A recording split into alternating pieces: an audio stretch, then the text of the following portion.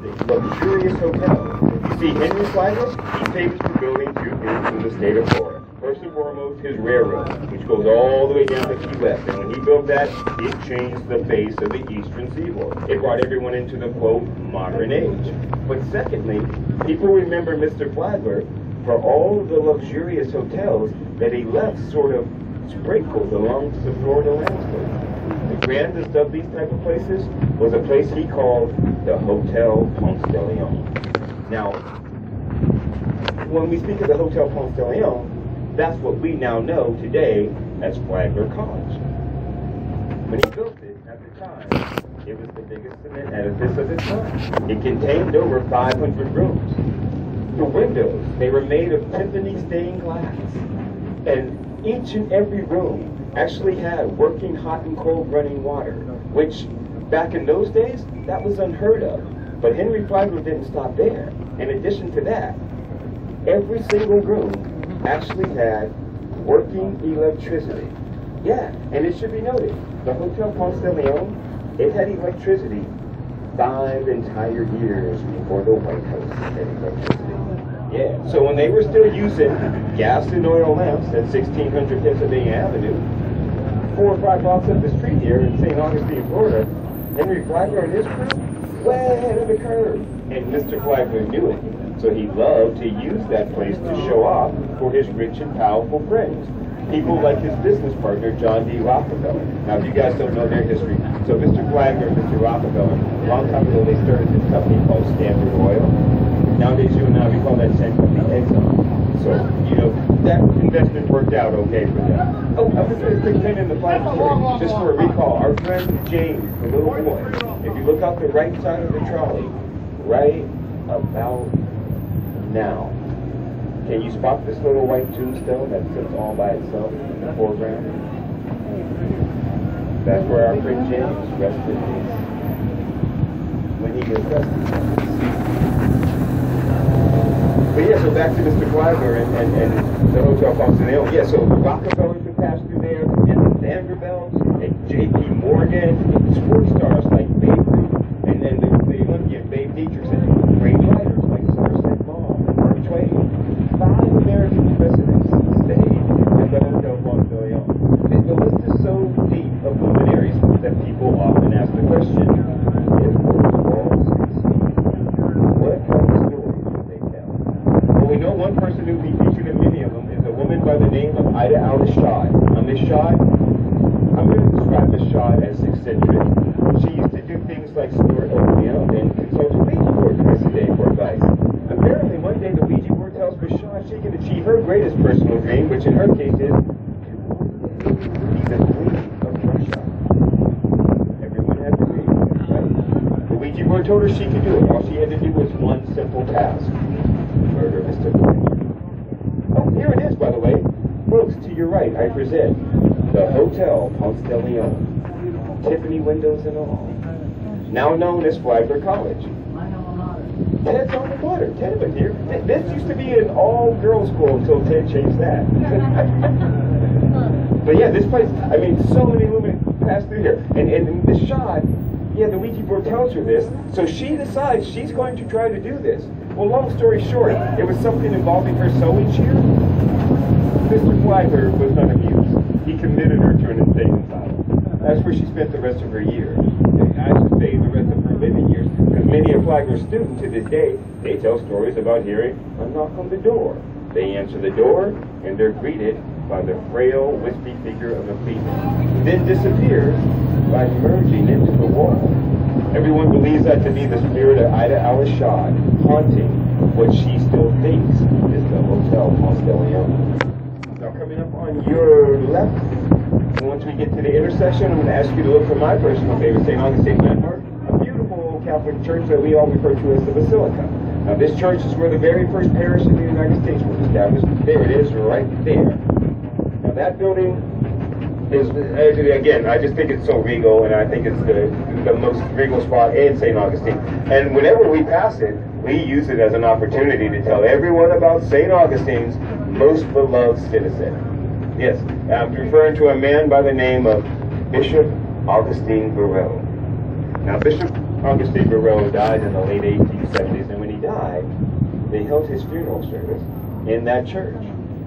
It was a momentous event. People came from every corner of the Sunshine State to be here in St. Augustine to pay their love and respect to the bishop. It was a very heartfelt, ingratiating gesture, but also problematic because we are talking about the 1870s, when their main mode of transportation was horse and carriage. So, if you do have people coming from as far away as Tallahassee and the Panhandle and whatnot, if they're getting to St. Augustine by horse and carriage, well, the phrase time-consuming leaps to mind. It turned out to be so time-consuming that they ended up delaying that funeral service by 3 entire weeks. Now, the issue there again would be the 1870s. They didn't have the modern embalming techniques that we have nowadays. So the big dilemma for the church folk was, how were they going to preserve the bishop's, at this point, rotting corpse? Their solution was a ginormous bed of ice. Yeah, they placed the bishop's corpse on this bed of ice and then wrapped him and the ice in Spanish moss, hoping to create a refrigeration effect. And believe it or not, it worked for about 2 days. This is Florida. And yeah, as you can see, it gets warm down here quick. And the ice melts. Now they got a soggy bishop, a whole bunch of holy water. They got a ridiculous, right? So they come up with this idea of a 2-part casket. The bottom of the casket is constructed of all metal. The top of this casket manufactured of all glass, but most importantly, the entire device is sealed airtight so that the smell of the gases emanating from the rotting corpse don't escape. And during the ceremony, that church was packed. People in there shoulder to shoulder. Oh, we've been mentioning the fort, by the way, all night. Castillo de San Marcos. There it is. But yeah, so that church is packed. People in there shoulder to shoulder. And halfway through the ceremony, and what had to be a very hot church, because, yeah, 1870s, there's no way that building could have been air conditioned. So, yeah, if we were doing the temperature over under game, yeah, I'm going 107. You know, nothing's so toasty in there. Halfway through the ceremony, the folks in the front half of the cathedral, they start to hear. Oh, no. And then, unfortunately, that's followed by. Now, we always try to recreate that atmosphere there with the trolley. So I'm going to ask you to go to my left. If you can start us off with that hissing. And then, if you guys over the right, you can join in with that popping. All right. Maybe hear the difference.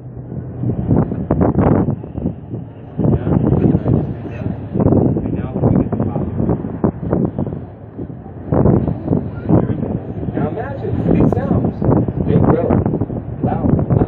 So at one point, it's not just the front of the cathedral that can hear it. At one point, the entire congregation can now hear. And then suddenly, out of nowhere, pop! Oh! Because the gases in that casket, they explode. The bishop's body is jutting into the air in various pieces. It's officially at that moment the entire church loses its mind. People just start screaming. The folks in the front 2 rows, I mean, they got it the worst, right? They're sitting there, they're panicked, they're frightened out of their minds. They're just like, oh God! Oh Jesus, no! Please, make it stop! And think about that. If you're screaming like that, you realize your mouth is wide open, right? And it's raining little pieces of the bishop's body. Finally, they clear the church into chaos, and they convince someone that can hear the bishop's body. They get him scooped up. They decide to put him in this sort of standing urn. They place that urn in that mausoleum that you and I just saw at the back of the Kalamado Cemetery. That's where it is to this day. Now that story obviously is so famous, it's still being told to this day. But back in the 1970s, there were church members who didn't believe it. So they decided to go look and see. Let's exhume the body and see if that really happens. They open up the mausoleum, they find the urn. They open up the urn. Guess what they see? Just like in the story, smashed up, in some cases, dried up pieces of the bishop's body. So the legend happened, and it's true to this day. Bishop Augustine Florida. All right, well, I'm going to go for a very bad joke, but we do that because that was our last chance at levity. Here we go, folks. Everything gets started from here. The old jail. Now this place, the old jail, it was built back in the year 1891. It was built by the very same people who had built the prison at Alcatraz. Henry Flagler, the man who financially sponsored this construction, he specifically sought out the people who built Alcatraz to build his prison here. He wasn't going to settle for just any rinky-dink jailhouse. Now, why was Mr. Flagler so interested in doing that? It's because originally the old jail was located directly, and I do mean directly, across the street from the Hotel Ponce de Leon. Now, that's not exactly the look you're going for when you're trying to show off from the Rockefellers and the Vanderbilts, you know? So Mr. Flagler would constantly petition the town council to move the jail. They weren't interested. One day he showed up at one of the council meetings with an extra $10,000 in his pocket. Voila. The jail was relocated. Now, if you have ever seen that TV show that Ted mentioned to start our journey on, Ghost Hunters, you'll be fascinated to know they rate this as St. Augustine's #1 most haunted building. To me, what's more impressive is they rate this building to be the fourth most haunted building in the entire United States. And we're going inside. No, I don't mind. It's your money, honey. Huh? It's long.